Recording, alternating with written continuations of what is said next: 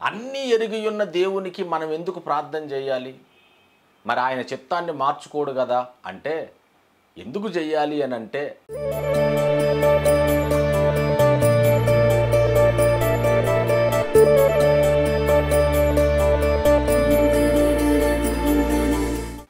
ప్రభునందు ప్రియమైన సత్యవాక్య ప్రేమికులకు మన ప్రభు అయిన యేసుక్రీస్తు ఘనమైన నామమున నా ప్రత్యేకమైన వందనాలు తెలియజేయుచున్నాను.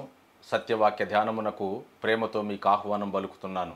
మత్తయి సువార్త 6వ అధ్యాయము 31-32 వచనాలలో ఇలాగు రాయబడింది.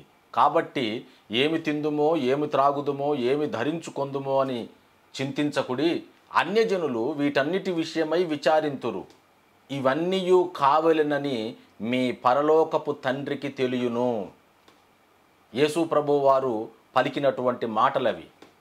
ఇవన్నీయు కావలెనని మీ పరలోకపు తండ్రికి తెలియును. పరలోకపు తండ్రి సమస్తమును ఎరిగినవాడు, all knowing God, all powerful, sovereign God.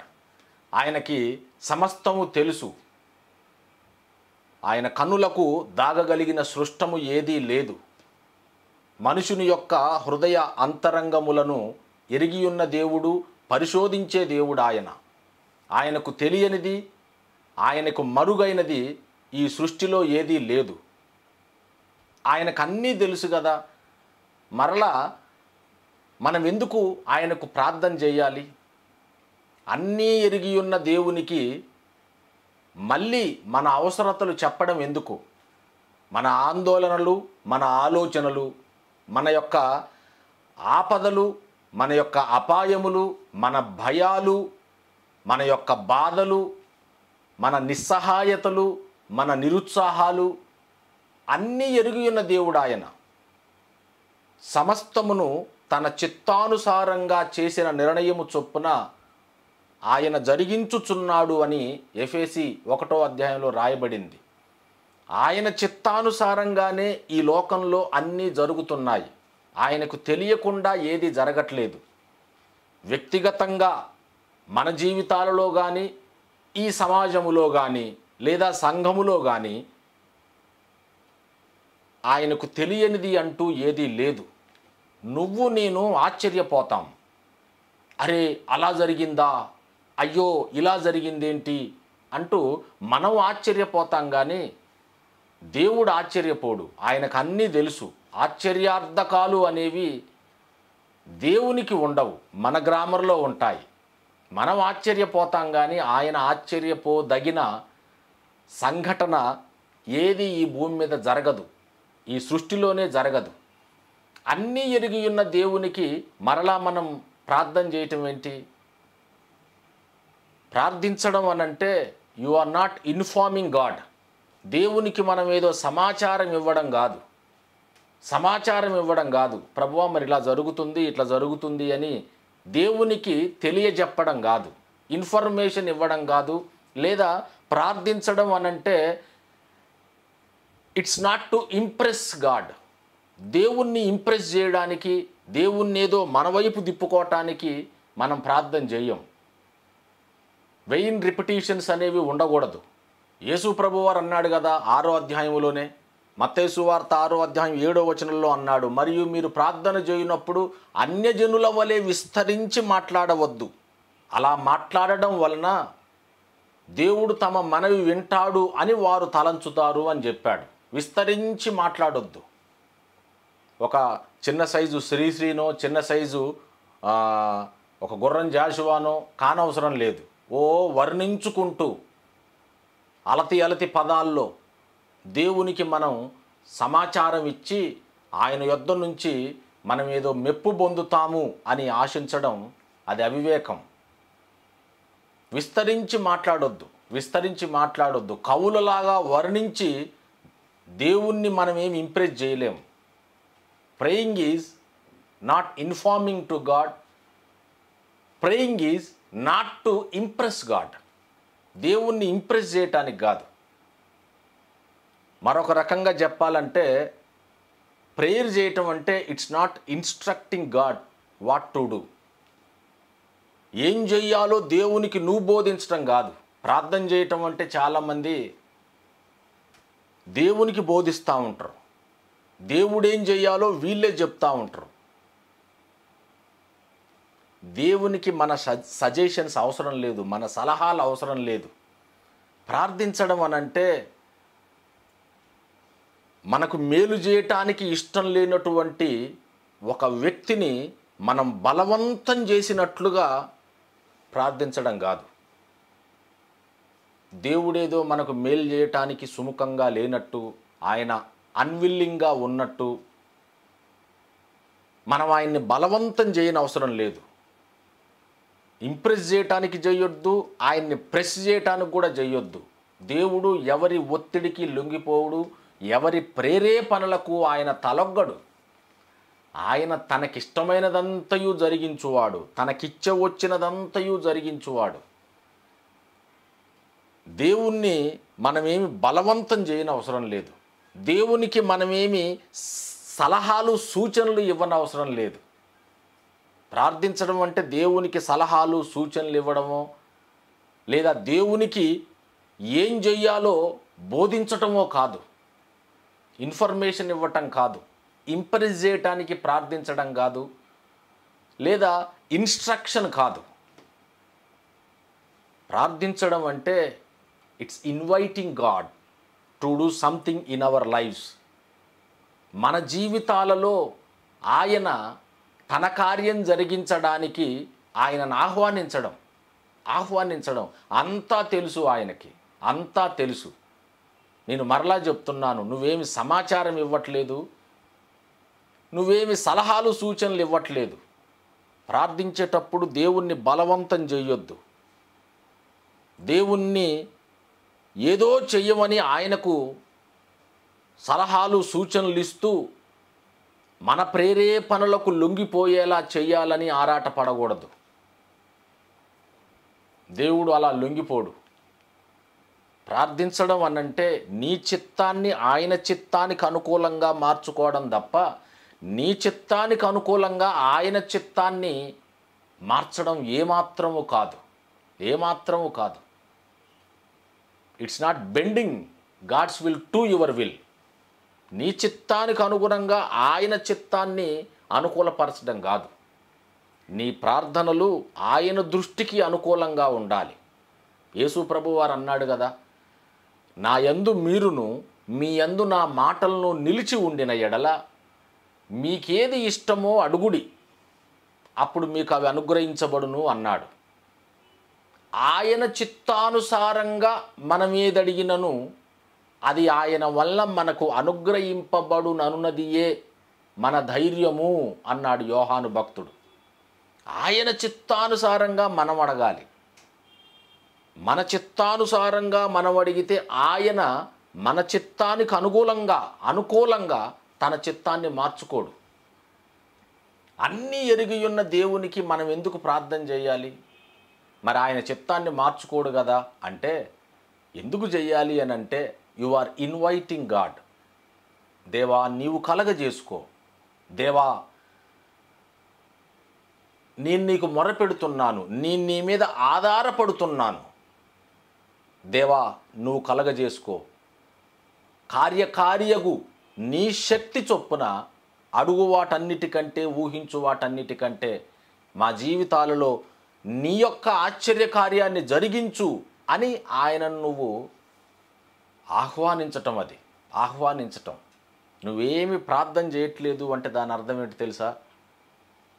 నువ్వు ప్రార్థించట్లేదు అని అంటే నీ జీవితం ద్వారా దేవునితో ఈలాగు సాక్ష్యం ఇస్తున్నావు. ఏమంటున్నావంటే, ప్రభువా నీవు పరలోకమునందును భూమి మీదను సర్వాధికారం కలిగి ఉన్నవాడవని నాకు తెలుసు, కానీ నా జీవితాన్ని నేను నడిపించుకోగలను, నాకు నీతో అవసరత ఏమీ లేదు అని నువ్వు చెప్తున్నావు. ఇవన్నీ కావాలని మీ పరలోకపు తండ్రికి తెలియను. ఆ మాట చెప్పిన యేసు ప్రభువారే రాత్రంతా ప్రార్థన చేశాడు. యేసు ప్రభువారు తన శిష్యులకు ప్రార్థించడం నేర్పించాడు. యేసు ప్రభువారు ఇంకా చీకటిగా ఉండగానే ప్రార్థన చేయుటకు కొండకు వెళ్ళేవాడు. ప్రార్థించడం అనంటే మనం దేవుని మీద ఆధారపడుతున్నాము అని ప్రభువుకు తెలియజేయడం. ప్రభువా, నీ అవసరత మాకుంది, నీవు కలగజేసుకుంటే తప్ప ఈ కార్యం సఫలం కాదు అని నువ్వు దేవుణ్ణి ఆహ్వానించటం. నా కార్యము సఫలము చేయు, దేవునికి నేను ప్రార్థిస్తున్నాను అన్నాడు. దేవుడు కూడా ప్రార్థించే వారి యొక్క మొరలు ఆలకించేవాడు. తనకు మొరపెట్టు వారందరికీ, తనకు నిజముగా మొరపెట్టు వారందరికీ ఆయన సమీపంగా ఉండే దేవుడు.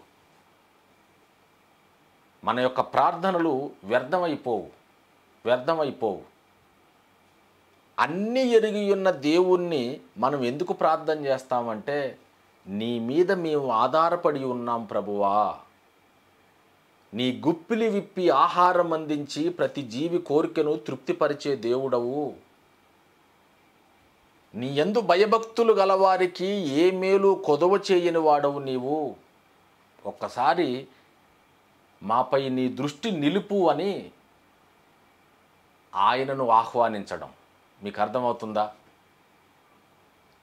అబ్బా తండ్రి అను మొరపెట్టు తన కుమారుని ఆత్మను ఆయన మన హృదయములలోనికి పంపి ఉన్నాడు. గలతీ పత్రిక 4వ అధ్యాయంలో ఉంది కదా, అబ్బా తండ్రి అని మొరపెట్టడం అంటే అర్థం ఏంటి? సంపూర్ణంగా మనం ఆయన మీద ఆధారపడడం. అన్నీ తెలిసిన దేవునికి మనం ఎందుకు ప్రార్థన చేస్తామంటే, మనం ఆయన మీద ఆధారపడుతున్నాము అని ఆయనకు తెలియడానికి. ఆయన తన కృప కొరకు కనిపెట్టుకొని వారి యందు ఆనందించే దేవుడు ఆయన. యథార్థవంతుల ప్రార్థన ఆయనకు ఆనందకరం. మనం ఆయన పిల్లలం. ఆయనకు తప్ప మన బాధలు ఎవరికి చెప్పుకోగలం? నేను మరలా జ్ఞాపకం చేస్తున్నాను, నువ్వు ప్రార్థన చేయట్లేదు అంటే దాని అర్థం,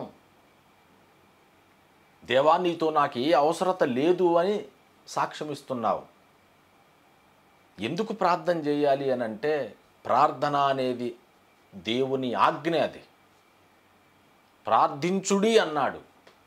విసుకక నిత్యము ప్రార్థించవలెను అనుటకు ఆయన ఈ ఉపమానము చెప్పెను అని రాయబడింది.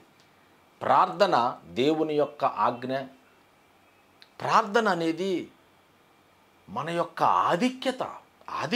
అబ్బా, ఆయన నామమును బట్టి ప్రార్థించు వారిలో సమూయేలు ఉండెను, మోషే ఉండెను అని రాయబడింది. తండ్రి అని ఆయన్ని మనం పిలుస్తున్నామంటే ఇది మనకు దేవుడు అనుగ్రహించిన గొప్ప భాగ్యం. ఈ ఆధిక్యతను మనం పొందుకున్నాం. దేవుడు మూడ్ ఆఫ్లో ఉండడు. ఎప్పుడైనా నువ్వు సమీపించగలవు. ఒక రాజుగారిని నిద్రలో నుంచి లేపగలిగిన శక్తి ఎవరికి ఉంటుంది? చివరికి తన భార్యకు, రాణికి కూడా ఉండదు. ఆమె కూడా భయపడుతుంది, రాజుకు నిద్రాభంగం చేయకూడదు అని. నిద్రాభంగం కలిగిస్తే పొందే శిక్ష ఏంటో ఆ రాజ్యంలో ఉన్న అందరికీ తెలుస్తుంది. సైనికుడు కానీ, సైన్యాధ్యక్షుడు కానీ, చివరికి తన భార్య కూడా రాజును నిద్రలో నుంచి మేల్కొల్పదు. కానీ ఆ రాజుగారి యొక్క కుమారుడు తెల్లవారుజామున 3 గంటలకు కూడా రాజును నిద్ర లేపగలడు. డాడీ నాకు దాహం అవుతుంది అని చెప్పి రాజు యొక్క నిద్రను డిస్టర్బ్ చేయగలడు. రాజుగారి కోపం రాదు. మీకు అర్థమవుతుందా? మనం అలాంటి యాక్సెస్ కలిగి ఉన్నాం తండ్రి సన్నిధిలో. మన ప్రధాన యాజకుడు మన బలహీనతల యందు సహానుభవం లేనివాడు కాడు గాని, అన్ని విషయములలో మనవలే శోధించబడినను ఏ విషయమునందును పాపము లేనివాడిగా ఉండెను గనుక సమయోచితమైన సహాయము కొరకు ధైర్యముగా ఆయన కృపాసనము చేరుదము అన్నాడు. కృపాసనము, థ్రోన్ ఆఫ్ గ్రేస్. ప్రార్థన చేయటం అనంటే న్యాయసింహాసనాన్ని నువ్వు సమీపించటం కాదు సుమా. ప్రార్థించడం అనంటే కృపాసింహాసనాన్ని సమీపించటం. అది కూడా ధైర్యంగా వెళ్ళొచ్చు. నువ్వు ధైర్యంగా వెళ్ళొచ్చు. ప్రార్థించడం అంటే దేవుని కృప కొరకు నువ్వు అర్థించటం, దేవునిని నువ్వు ఆహ్వానించటం. దేవా నీవు కలగజేసుకో, దేవా నీవు కార్యం జరిగించు అని దేవుణ్ణి ఆహ్వానిస్తున్నావు. ఆయన మీద మనం ఆధారపడుతున్నామని ఆయనకు మనం తెలియజేస్తున్నాం. క్రియల రూపంగా తెలియజేస్తున్నాం. మాటల ద్వారా మాత్రమే కాదు. ప్రార్థించడం అనేది ఒక ఆజ్ఞ, ప్రార్థించడం అనేది మన యొక్క ఆధిక్యత. అంత మాత్రమే కాదు, ప్రార్థించడం మన అవసరత కదా. అవసరత. ప్రార్థించకుండా మనం ఎలా ఉండగలం? ఎడతెగక ప్రార్థించుడి, విసుకక నిత్యము ప్రార్థించుడి అని మనం ఆజ్ఞాపించబడ్డాం. నీతిమంతుని ప్రార్థన మనఃపూర్వకమైనదై బహుబలము గలదై ఉండును. ప్రార్థన అనేది బలమైంది. ఇక్కడ మనిషి కాదు. ప్రార్థన అనేది బలమైనది, దేవుణ్ణి సమీపిస్తుంది. లియోనార్డ్ రామిన్హిల్ గారు అన్నారు, ప్రార్థన అనేది ప్రభువును కదిలిస్తుంది, ప్రసంగం మనిషిని కదిలిస్తుంది, ప్రార్థన దేవుణ్ణి కదిలిస్తుంది. దేవుణ్ణి సమీపించే భాగ్యం మనకివ్వబడింది. అది కూడా ఒక అపరాధి న్యాయసింహాసనాన్ని ఎదుర్కొంటున్నట్టు పోవడం కాదు. మళ్ళీ మీకు అర్థమవుతుందా? ఒక నేరం చేసిన వాడు, అపరాధం చేసిన వాడు, పాపములో పట్టబడినవాడు రాజు సింహాసనము యొద్దకు భయంగా వెళుతూ, భయంగా వణుకుతూ ఉన్నట్టు కాదు. అది కృపాసనం, అది కృపాసింహాసనం, థ్రోన్ ఆఫ్ గ్రేస్. ఎంత అద్భుతమైన ఆధిక్యత మనకివ్వబడింది. తనకు నిజముగా మొరపెట్టు వారందరికీ ఆయన సమీపంగా ఉండే దేవుడు. ఎందుకు మనం మొరపెడతాం? మొరపెట్టడం అనంటే it's not informing, it's not instructing, it's not impressing God. Just we are inviting God. దేవుణ్ణి మనం ఇన్వైట్ చేస్తున్నాం. ప్రార్థించడం అనేది దేవుని యొక్క ఆజ్ఞ, మన యొక్క ఆధిక్యత, మన యొక్క అవసరత. చివరిగా చెప్పుకోవాలంటే మన యొక్క అపజయం ఇది. ప్రార్థనలో మనం ఫెయిల్ అయిపోతే ఇంకా ఎందులో సక్సెస్ అవుతాం? ఎందులో సక్సెస్ అయినా కూడా అది మిజరబుల్ సక్సెస్. అది చాలా విషాదకరమైన విజయంగా అది పరిగణించబడుతుంది. దేవుడు లేకుండా మనం ఏం సాధించగలమండి? దేవునిని అడగకుండా మనం సాధించేది ఏముంది? మనం మరలా భయపడుటకు దాస్యపు ఆత్మను పొందలేదు కానీ దత్తపుత్రాత్మను పొందాం. అబ్బా తండ్రి అని మొరపెట్టే దత్తపుత్రాత్మ. అది ఎంతో భావగర్భితమైన మాట. అది యేసు ప్రభువు వారు తన కుమారుడు, ఆ కుటుంబంలోకి నిన్ను నన్ను తండ్రి అయిన దేవుడు ఆహ్వానించాడు. ఇది రిలేషన్ అండి. ఇది నీకు తండ్రికి ఉన్నటువంటి అనుబంధం. తండ్రిని గాక ఇంకెవరిని అడుగుతాం మనం? తండ్రి మీద గాక ఇంకెవరి మీద ఆధారపడతాం మనం? తండ్రిని గాక మన జీవితాల్లోనికి ప్రప్రథమంగా ఎవరిని ఆహ్వానిస్తాం? ఆయన మీద ఆధారపడి జీవించే వాళ్ళం. ఆయన నడక్కుండా ఎలా జీవిస్తాం? యేసు ప్రభువు వారు, నువ్వు ఇద్దరు తండ్రి కుటుంబం. యేసుని ఎలా ప్రేమిస్తాడో తండ్రి అయిన దేవుడు నిన్ను నన్ను అలానే ప్రేమిస్తాడు. ఇది ఎంత గొప్ప ధన్యత, ఎంత గొప్ప ఆధిక్యత! చెప్పనశక్యమును మహిమాయుక్తమునైన సంతోషకరమైన శుభవార్త ఇది. యేసు ప్రభువారే అన్నాడు కదా, తండ్రి నన్నెలాగు ప్రేమించుచున్నాడో మిమ్మును కూడా అలాగే ప్రేమిస్తున్నాడు. తండ్రి నీవు నన్నెట్లా ప్రేమించితివో వీరిని కూడా అలాగే నువ్వు ప్రేమించితివని వీరు తెలుసుకొనున్నట్లు మునుపు నీ యొద్ద నాకు ఏ మహిమ ఉండెనో ఆ మహిమతో నన్ను మహిమపరచు అని ప్రార్థించాడు. యేసుని ఎలా ప్రేమిస్తున్నాడో నిన్ను నన్ను అలానే ప్రేమిస్తున్నాడు తండ్రి అయిన దేవుడు. ఇవన్నీ కావాలనని మీ పరలోకపు తండ్రికి తెలియను అన్నాడు. తండ్రి ఆయన, తండ్రి రిలేషన్షిప్ చూడండి. ఆయన మన యజమాని కాదు, ఇక్కడ మన అవసరతలను ఒక తండ్రిలాగా ఎరిగి ఉన్న దేవుడు. ఏమి తిందుమో, ఏమి త్రాగుదుమో, ఏమి ధరించుకొందుమో అని చింతించకుడి, అన్యజనులు వీటన్నిటి విషయమై విచారింతురు. ఒకప్పుడు నువ్వు నేను కూడా అన్యజనులమే, కానీ ఇప్పుడు ప్రభు అయిన యేసుక్రీస్తును అంగీకరించి దేవుని యొక్క కుటుంబంలోనికి మనం చేర్చబడ్డాం. ఎందరైతే ఆయన నామమునందు విశ్వాసం ఉంచిరో వారందరికీ దేవుని పిల్లలవుటకు ఆయన అధికారం ఇచ్చాను. దేవుని పిల్లలవుటకు అధికారం ఇచ్చాడు. నువ్వు నేను దేవుని యొక్క పిల్లలం, దేవుని యొక్క కుమారులం. ఇది గొప్ప ఆధిక్యత. ఇంతకంటే ఆధిక్యత ఏముంటుంది? దేవునికి సలహాలు ఇవ్వకండి ప్రార్థనలో. దేవుణ్ణి బలవంతం చేయకండి. ఆయనేమి నీకు మేలు చేయటానికి ఇష్టం లేనటువంటి తండ్రి గాడు. తనను ప్రేమించు వారి కొరకు అన్ని మేలులు సమకూర్చి జరిగించేవాడు ఆయన.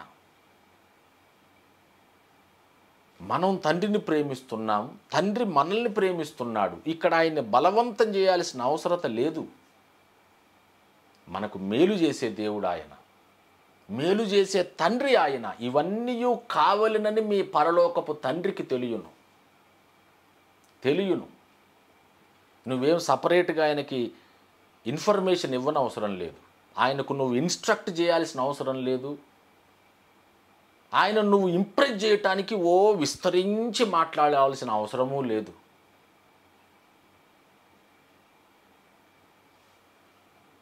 నువ్వు ఆయన మీద ఆధారపడుతున్నావని ఆయనకు అర్థమైతే చాలు. Inviting God. ప్రార్థన విషయంలో మనం నిర్లక్ష్యంగా ఉండొద్దు. ప్రార్థనను మనం ఏమాత్రం చులకనగా ఎంచవద్దు. ఇది ప్రభువుతో నువ్వు చేసే సంభాషణ. ఆయనకి నీకు మధ్య ఉన్న సంబంధానికి ఒక సూచన.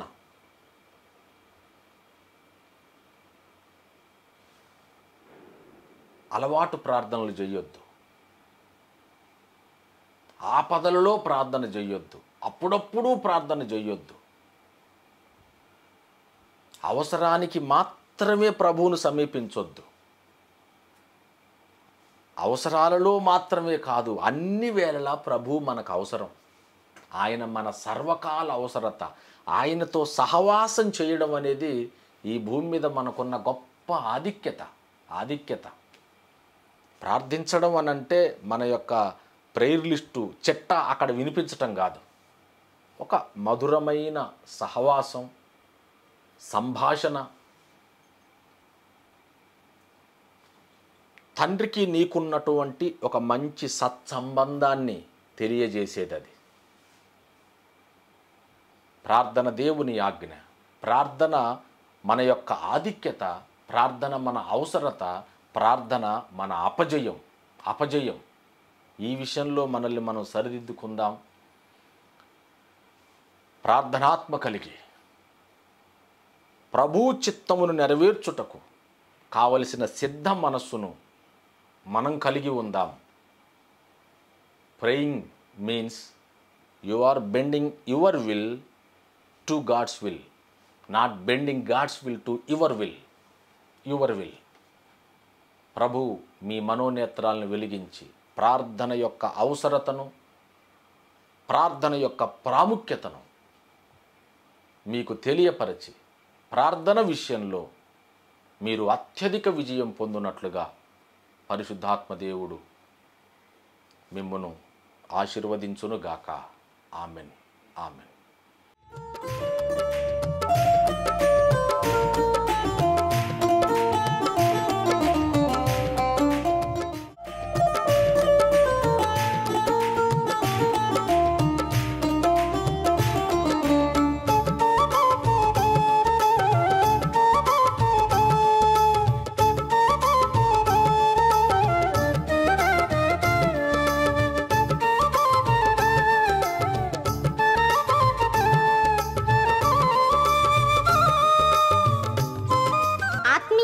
సంఘాలకు ఆశీర్వాదకరముగా, ఆదరణకరముగా దైవజనుడు సత్యనివాస్ గారిచే రచింపబడి ప్రచురింపబడుచున్న మా మాసపత్రిక సత్యప్రత్యక్షత.